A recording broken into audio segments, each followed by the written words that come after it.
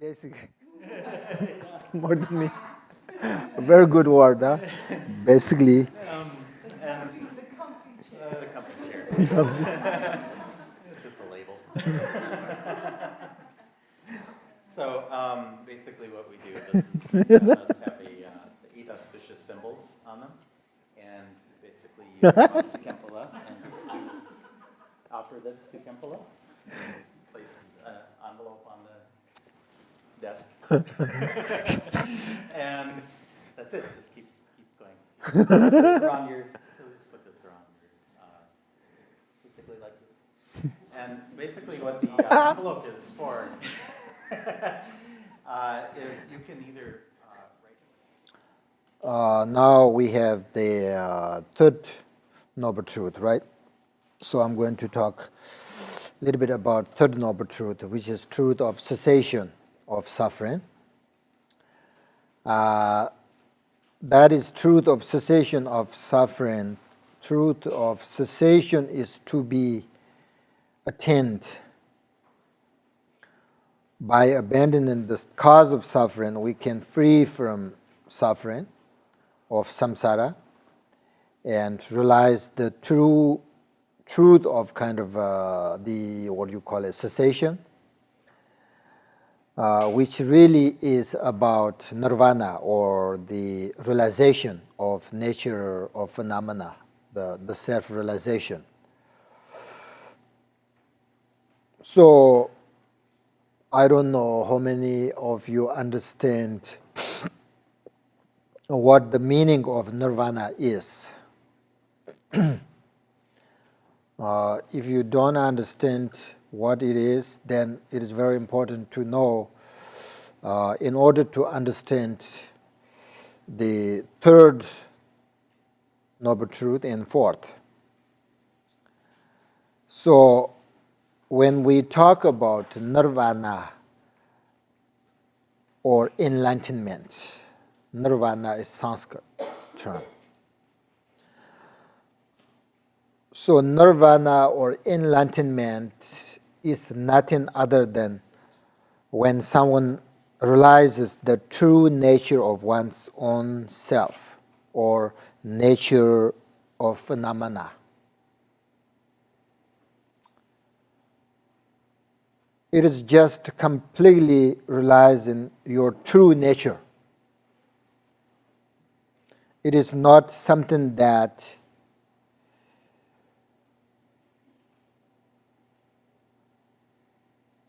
is given to you as a gift from someone. Nagarjuna says that one of the most famous teacher or the student of Buddhas, he's also from India. He explained what is nirvana. So nirvana is someone who truly understands the true nature. Otherwise, nirvana is not something, something like gift from somebody, or it's a seed of enlightenment, something that is owned by someone else. It is a just realization, the true nature. So that's why we have the Buddha nature, the nature mind. So there are every beings, actually all living beings has potential to, become a Buddha. There are not only one Buddha, thousands of Buddhas. It's possible. If you understand, if you recognize the true nature mind, you will understand everything. That's what we call the Buddha. That's what we call the enlightened beings.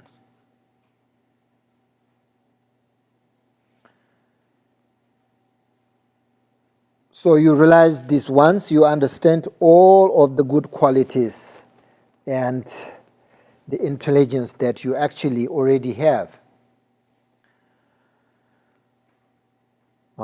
And to sort of reach nirvana or enlightenment, we must use our mind training to look inward to realize the true nature of our own minds. You understand it? So we need to develop the wish to realize the true cessation, the third noble truth.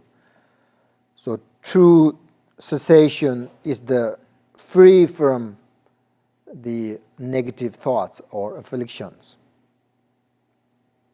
Nagarjuna also says a true understanding of liberation or the nirvana or enlightenment should be based on understanding of emptiness, because liberation is nothing other than the total elimination or total cessation of delusion and suffering through insight into emptiness. So when we talk about emptiness in Buddhism, it is clear that we're talking about the ultimate truth.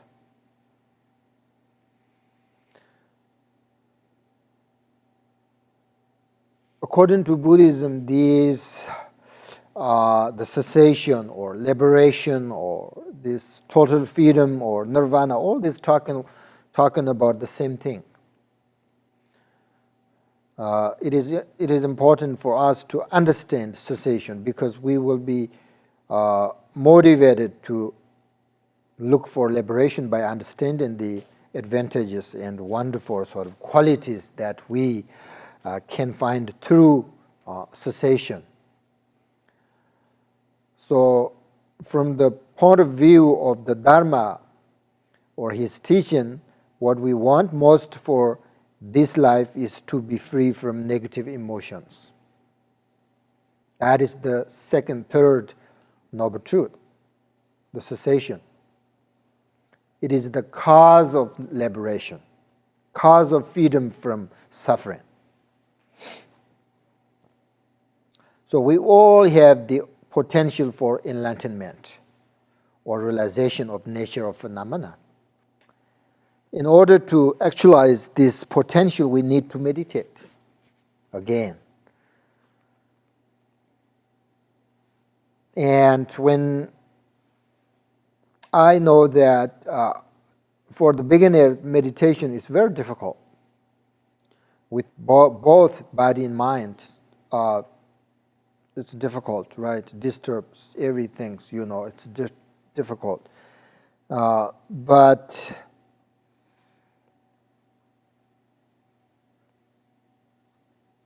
the best sort of sports for meditation practice are mindfulness, concentration, joyful, and wisdom. These are very good for your meditation. So when you meditate, first you need to sort of apply joyful and continuous sort of effort. It's very important to understand the value of teachings or the meditation.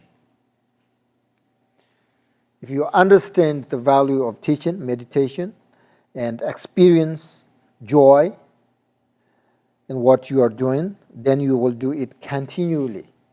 No matter how long you meditate, try to meditate with mindful, joyful,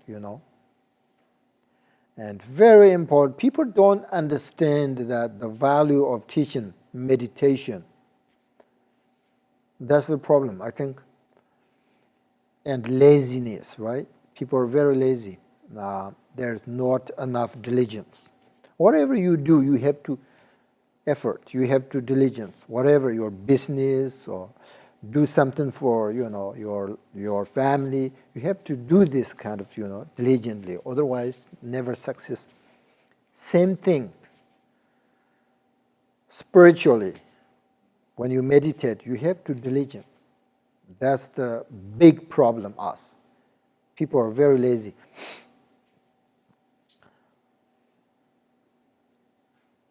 So, meditation, the benefit, right? The value of meditation is very important to understand that. Of course, it kind of naturally happens when you meditate that thoughts suddenly sort of arise and lead you in difficult directions, right? When you see that happening, when you meditate, your thoughts arises. Rather than following the thoughts, immediately bring the mind back through mindfulness. If you follow your thoughts, one after the another, limitless, immediately you have to recognize that. Small fire can't burn in big building. You have to put in water immediately. And then once big fire, difficult to control. That's the same thing. If you have so many thoughts, then difficult. But once you meditate, once your thoughts arise, you immediately recognize it and try to find the solution. Mindfulness, very important. Mindfulness means sort of pay attention to the main focus of the meditation, right? That's what we call mindfulness. According to the Mahayana explanation, the truth path should be understood in terms of developing a direct naturalization of emptiness. And in order to practice emptiness, the mindfulness, the foundation. And emptiness, this is because the naturalization of emptiness leads directly to attain of cessation.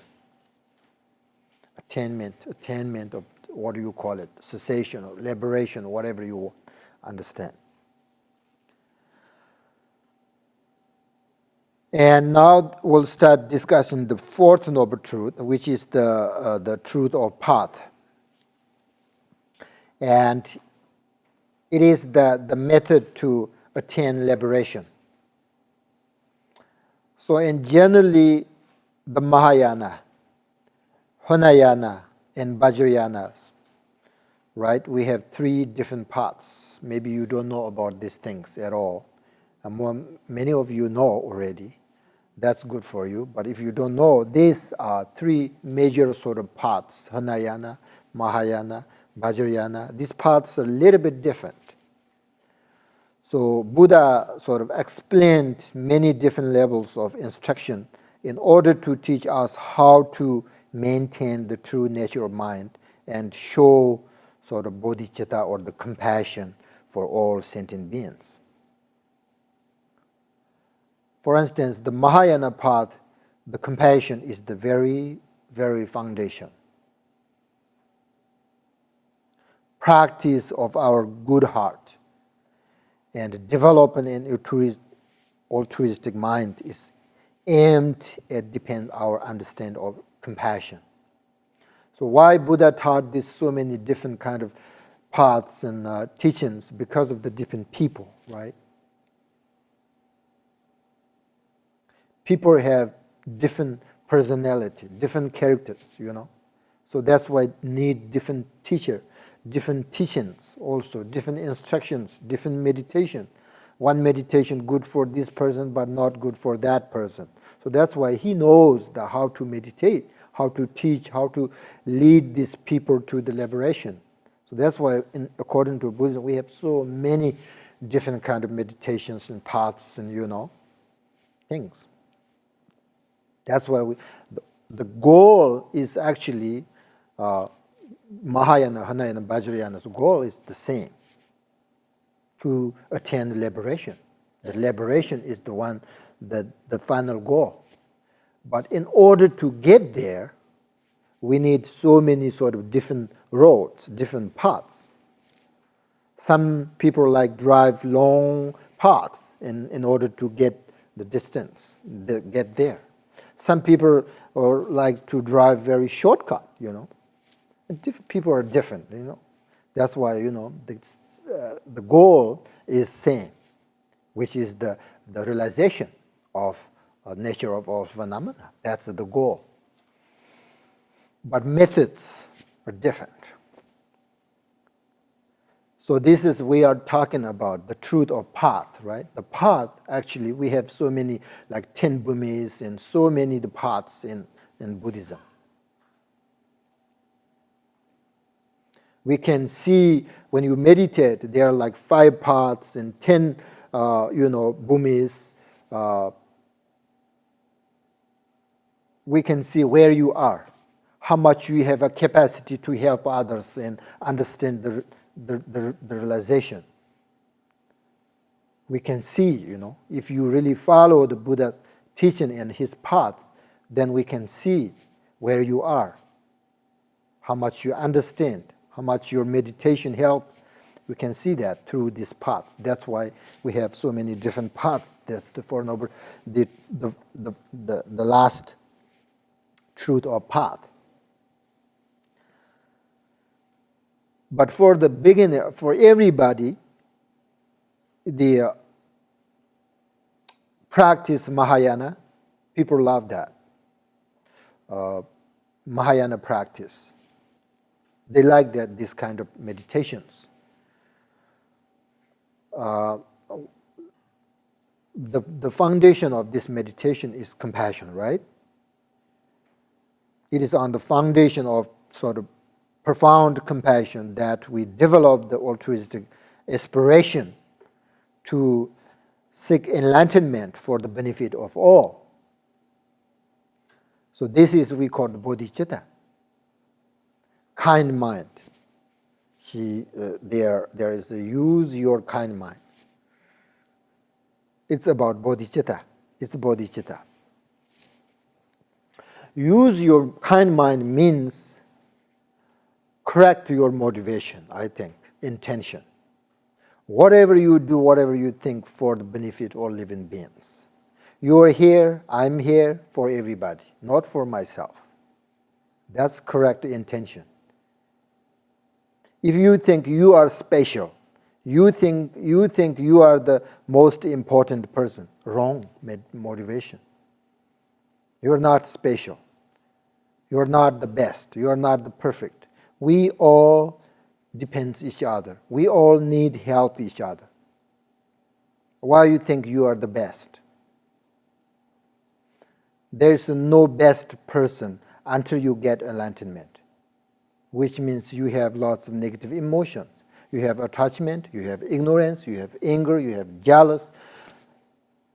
As long as you have these negative thoughts, you are not the best. Don't think that.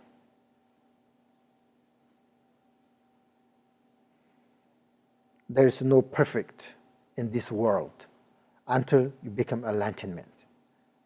Until you diminish all your negative thoughts, then you are perfect. So just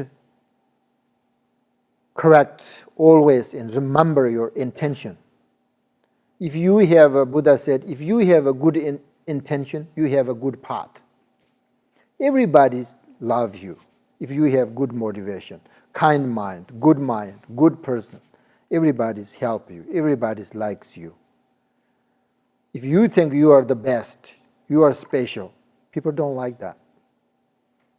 That's what we call selfish. I don't like selfish too.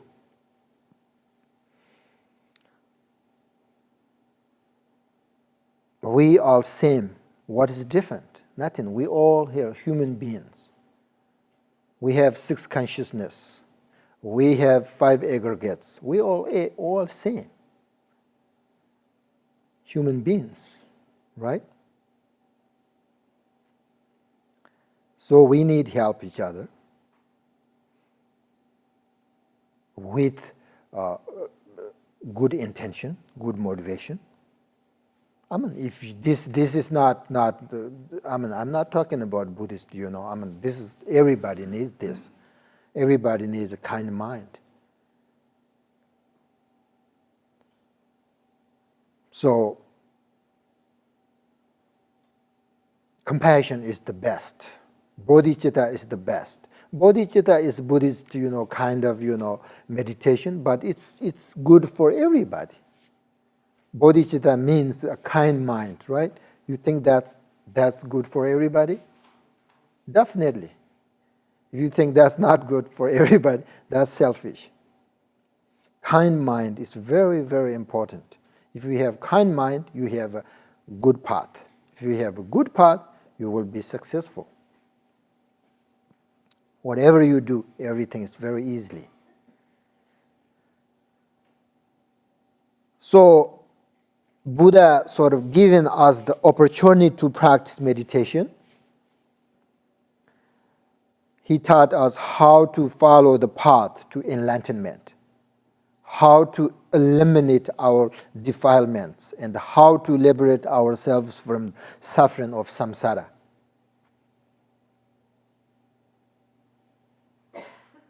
When first learning to meditate, most people find it, difficult to sort of rest the mind. Thoughts continually arise, one after another, like a wave on the ocean, right? And the mind is sort of constantly moving. So we must practice, step by step, slowly, slowly. Don't push too much. Just do it slowly and with sort of your patience and determination, And don't never think that you are special. Even Buddha say he's special. He said, I'm as you, I'm a human being. I want to help you with your negative thoughts through my sort of meditation, my experience.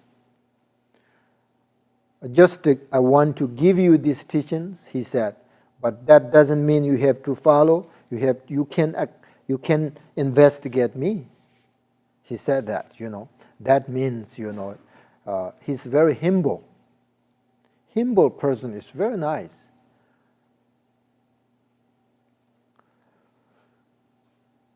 So just to be patient with your meditation.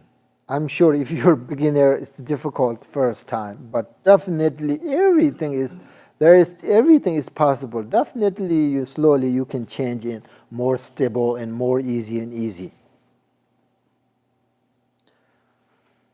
So if you practice in this way, then after sort of a year or after a decade, you will notice at least some sort of improvement in yourself. And when you see that, it brings a new sort of encouragement to continue. In order to start the path, we need teachings on sort of contemplating the freedoms and advantages of precious human life and learning how to rely upon a spiritual teacher and follow that kind of instructions and meditate. Therefore, since this sort of Four Noble Truths shows us the way we should do our practice based on the understanding of true nature of samsara and nirvana.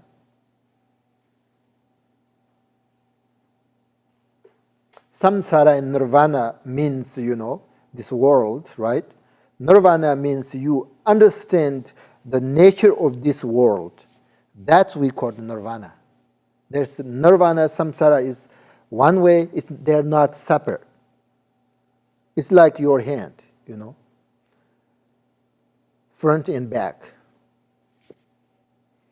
Right now you're here, this side, you can't see this side.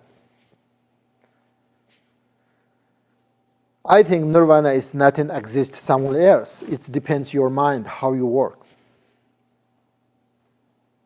Totally free from negative thoughts, that's what we call nirvana. That's what we call you understand the nature of world. So these Four Noble Truths provide the foundation of all the paths, and they are the sort of common ground for all these kind of vehicles, the paths, And in addition, whatever it is that we practice, whether it is, according to Buddhism, we call it sutras and tantras, so many teachings, or pithy instructions, it's extremely sort of important to understand this Four Noble Truths.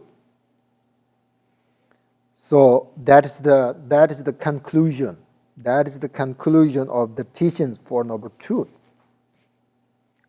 So now, you have teachings on the Four Noble Truths in very general. Understand?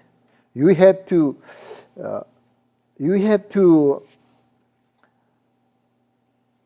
keep, in your mind. Don't forget.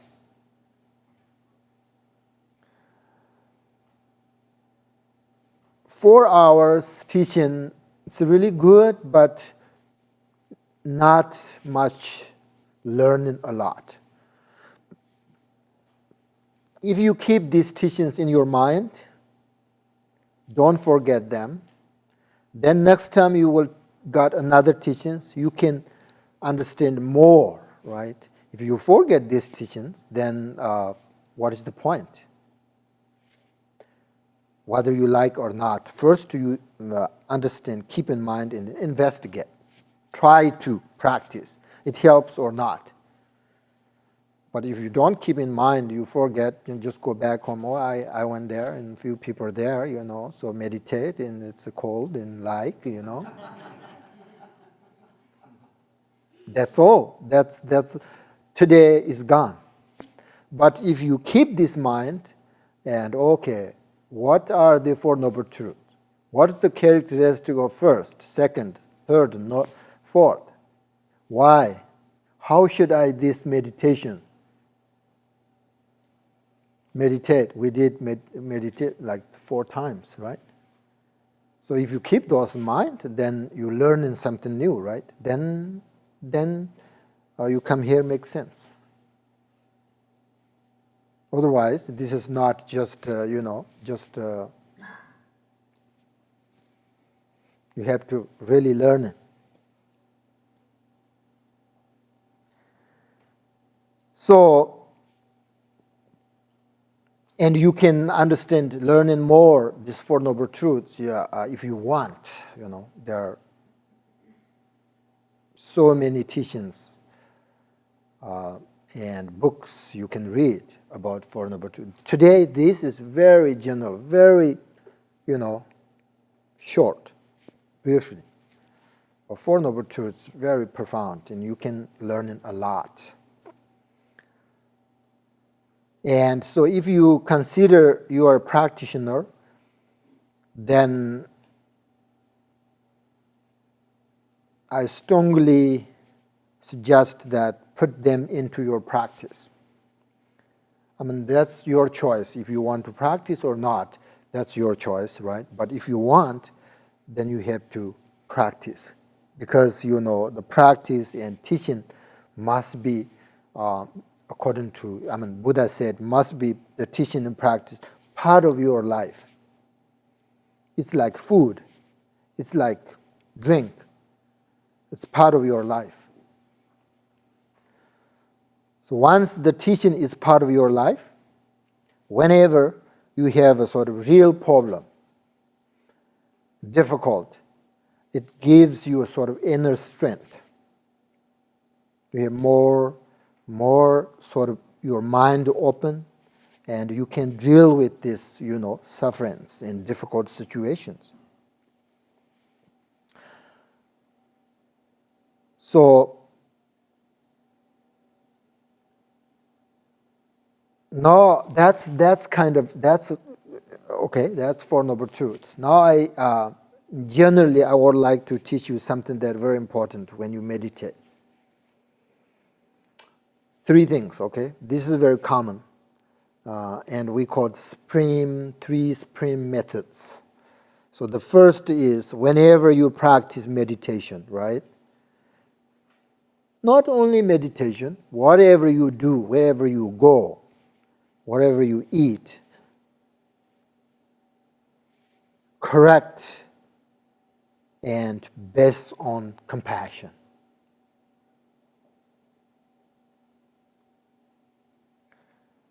For instance, if you go to work in the morning, you correct your motivation. I go to work. It's a benefit for them, for myself.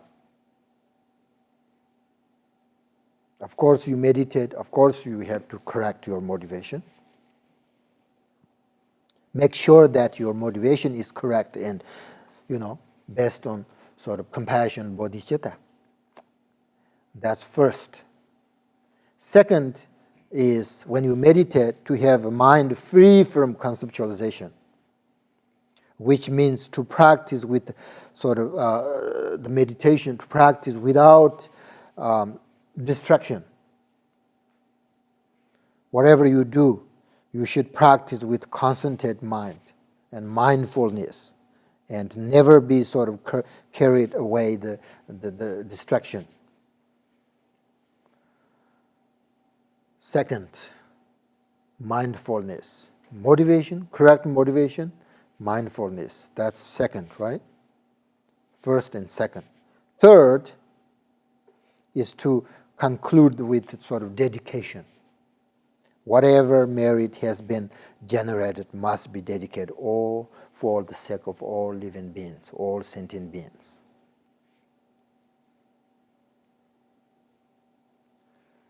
Because in fact, if you forget to dedicate or don't sort of dedicate your practice with the sort of excellent attitude of bodhicitta, dedicating the merit to others, this merit or virtues could be sort of destroyed in a moment of strong sort of anger or defilements. So that's why dedication is very important.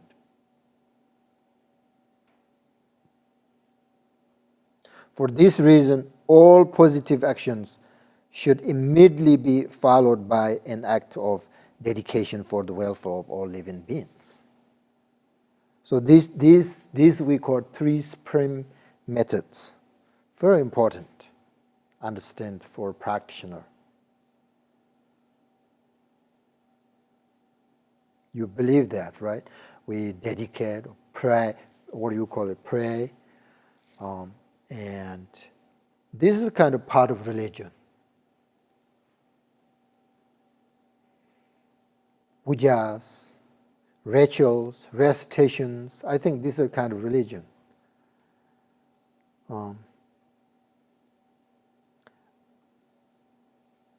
I like meditate and also learning the philosophy.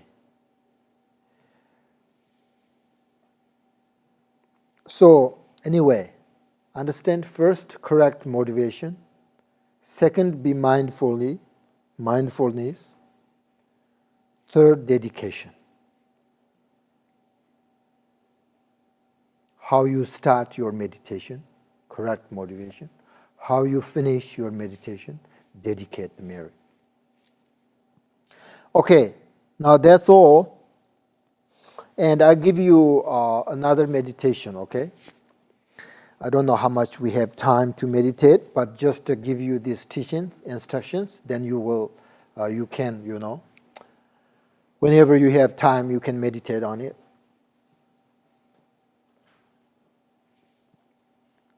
This is very common meditation, and people like. And also this is part of the bodhicitta meditation. And we called this is Tonglen practice. So the purpose of the Tonglen practice is to develop your heart as well as practice for developing your compassion.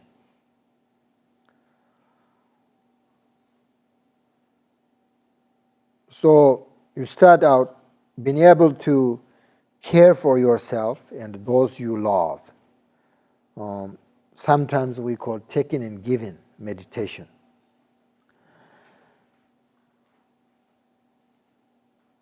So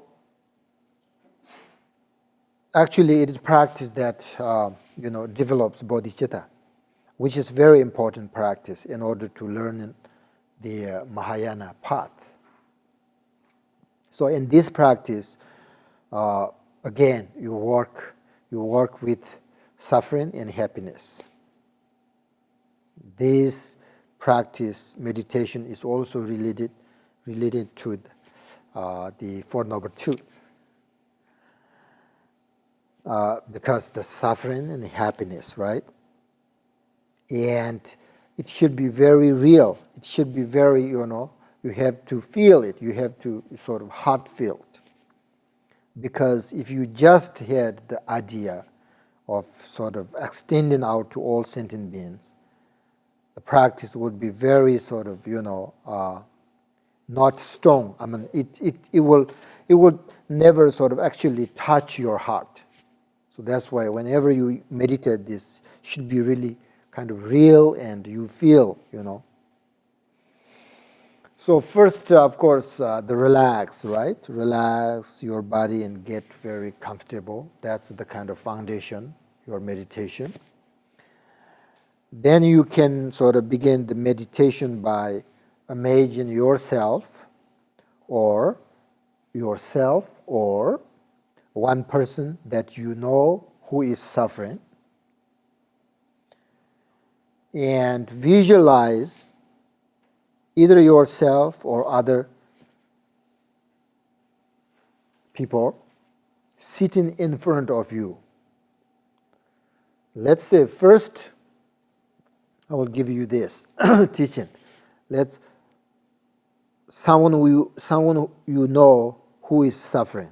You visualize that person, her or he or she, in front of you, and then you imagine all of the suffering, pain, sadness, or sickness, leaving all these sufferings, leaving this person's body, and visualize this as your breathing inward. When you breathe, this also with combination, your breath. So you visualize someone in front of you, think about their suffering, slowly breathe in. These sufferings leaving from their body and mind, just go away. Move from their body and mind when you breathe in. Then when you breathe out, imagine all of your happiness, health, joy, peacefulness, leaving your body and goes into this person that you are visualizing, right? And this person sort of be very happy and peace and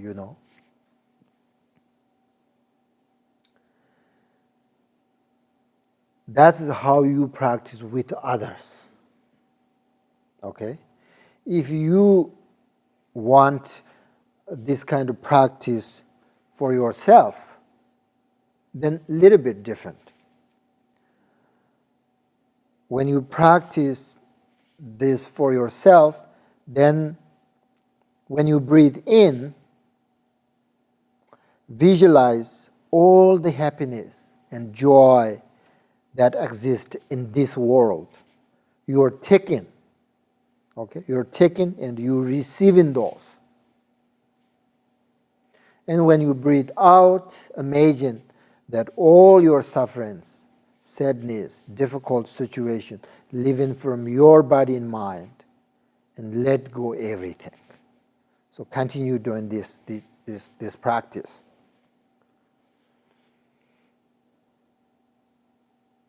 And now you understand, right? With practice with yourself or with others. And as you continue practice and it becomes more sort of stable and real and more sort of your mind, your heart filled and compassionate, then you can begin to expand the given and taking this practice, to more and more sentient beings. Whole sentient beings in this world are suffering. But before, if you're a beginner, don't do that because it's kind of difficult, right? Or living, but you have to practice with yourself and then others that you really like, you really love, who is suffering. Could be your friend, your family, whatever. Then if you do this more and more and more and more and more, your heart really sort of feeling that really sort of stable and more sort of compassionately, then you can expand this meditation to all living beings that who are suffering. You can visualize all living beings that suffer in front of you, and then practice this. Not only yourself, also all living beings around you, and they all also practice within you, with you. Do that. This is how you develop bodhicitta, love and compassion. I like this practice a lot. And sometimes you sort of do this a lot of practice, like many hours, many times you practice this. Then you become sort of tired with this practice. Then you can sort of simply do rest and meditation, just to relax. Don't anything, focus on anything. Just rest as long as you can without thoughts, which also is, we call, part of the ultimate bodhicitta. All right, I will just try 5 minutes, okay? You can practice with yourself or others. Or you can do both. 5 minutes.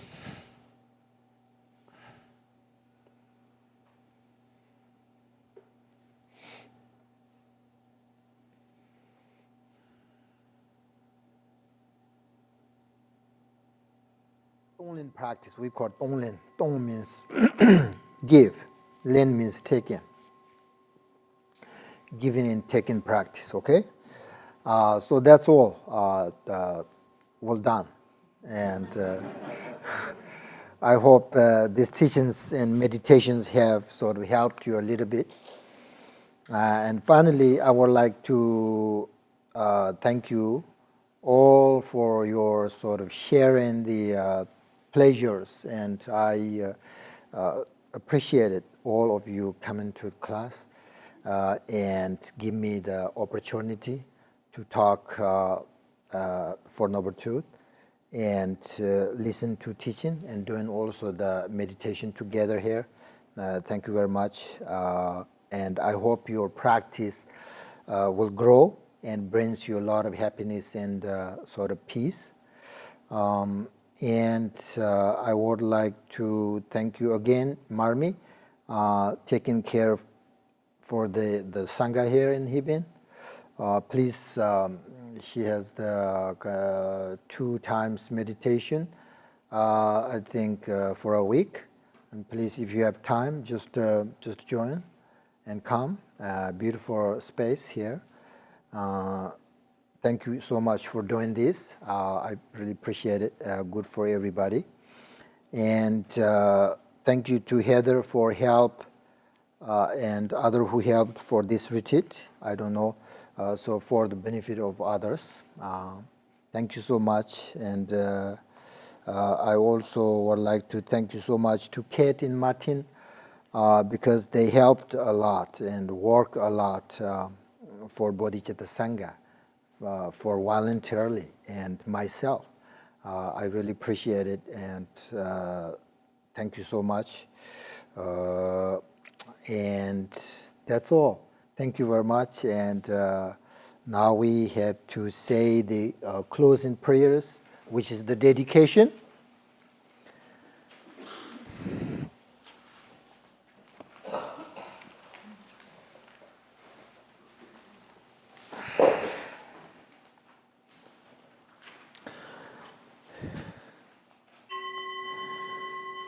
May I attain in each and every life the splendid virtues of existence and peace. May I pursue the flawless mind truly, working for the welfare of others on a vast scale. Through this very merit of mine, may every single sentient being eliminate all forms of negativity and practice virtues forevermore. May precious bodhicitta take birth where it has not arisen. where it has arisen, may it never wane, but continue to grow forevermore. 3 times. May spring practice bodhicitta take birth where it has not risen, where it has arisen, it never wane, but continue to grow forevermore. May supreme practice bodhicitta take birth where it has not risen, where it has arisen, may it never wane, but continue to grow forevermore.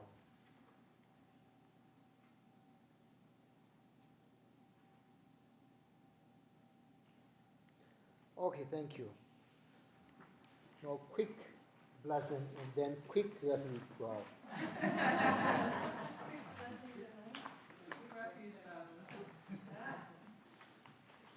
After the blessing, you can leave. You can go. Okay.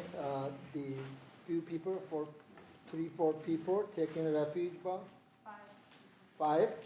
Okay, and then you can stay, and other people can go. And joy. Om Ahom Banzarangare. Oh, you have that? No. Today, Om Ahom Banzarangare Namasiri. Om Ahom Banzarangare Namasiri.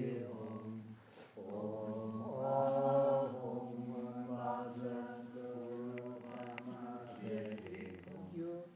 Om Ahom. Thank you. Guru Brahma. Thank you very much. Thank you, Khenpo.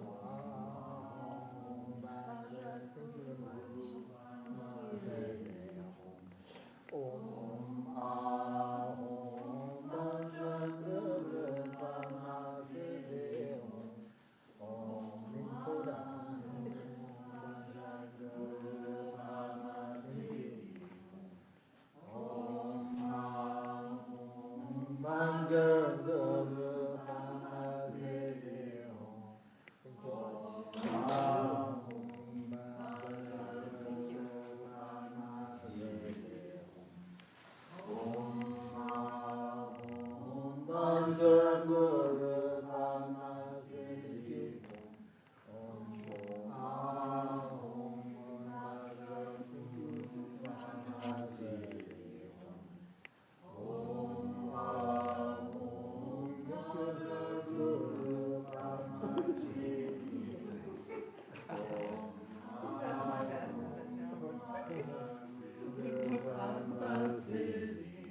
Home.